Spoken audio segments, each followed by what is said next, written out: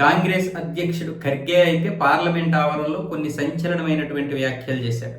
ఆ హైదరాబాద్ వాడిని రానివ్వద్దు, వాడు వచ్చాడంటే మొత్తం వస్తాడు, కథం చేసి పోతాడు. హైదరాబాద్ అంటేనే పరేషాని, బిర్యానీ, షార్వాని, ఇలాంటి వాడిని రానివ్వద్దు అన్న విధంగా ఎవరితో మాట్లాడుతున్నాడంటే కాంగ్రెస్కి చెందినటువంటి యూపీ ఎంపీ ఇమ్రాన్ మసూద్తో పాటు మరో 2 ఎంపీలు ఉన్నారు.